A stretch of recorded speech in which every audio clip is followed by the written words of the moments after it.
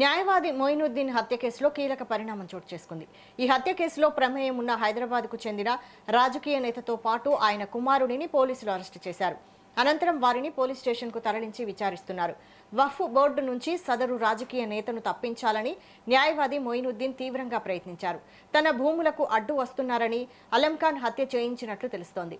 దీంతో 25 లక్షల సుపారీ ఇచ్చి న్యాయవాదిని ఈ తండ్రి కొడుకులు హత్య చేయించినట్లు సమాచారం. న్యాయవాది హత్య కేసులో మొత్తం 6 అరెస్టు చేశారు పోలీసులు.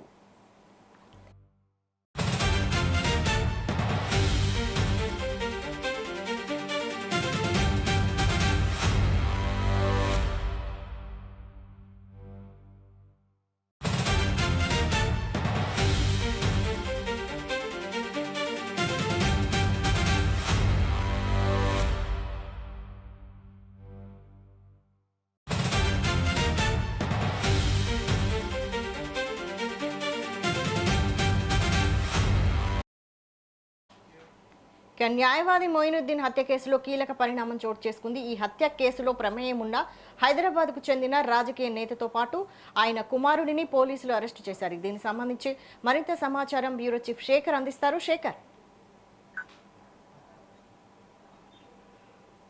వైశాలి ఈ నెల 24న ఏదైతే అద్వజుద్దీన్ కూడా ఏదైతే హిట్ అండ్ రన్ లాగా యాక్సిడెంట్ చేసి తన మరణమయ్యారో దీనికి ఈలో మొత్తానికి రాష్ట్ర వ్యాప్తంగా సంచలనంగా మారిన పరిస్థితి.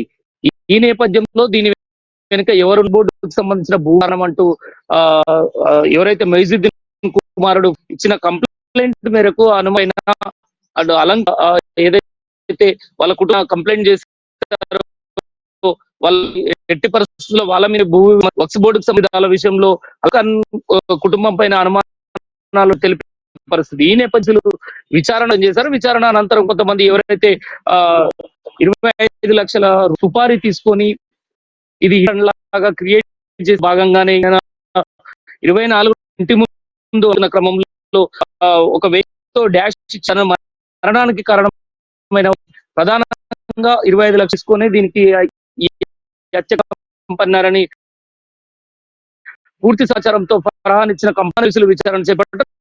దీనిలో భాగంగా కాంగ్రెస్ నాయకుడు కావడం అలంఖాన్ పూర్తి విచారణ చేపట్ట పోలీసుల అలంఖాన్ 5 లక్షల రూపాయలు ఇచ్చి 10 సార్లు అటెంప్ట్ చేయడానికి 10 సాధించినట్టుగా సమాచారాలు ఉన్న నేపథ్యంలో విచారణలో తండ్రిని కూడా పోలీసులు అదుపులో పరిస్థితి ఈ రోజు అంతేకాకుండా దీనికి సంబంధించి 5 లక్షల సుపారీ ఇవ్వడంతో పాటు 5 సార్లు హత్య చేయడానికి అనేక మార్లు ప్రయత్నించిన పోలీసుల విచారణలో తేట. దీంతో మొయినుద్దీన్ అడ్వకేట్ మొయినుద్దీన్ అయిన ఫర్హాన్ చానిత వక్ఫ్ వివాదాలలో భాగంగానే తన తండ్రి అయిన మొయినుద్దీన్ ని చంపడానికి వీళ్ళు పన్నాగం పన్నారు. థాంక్యూ శేఖర్.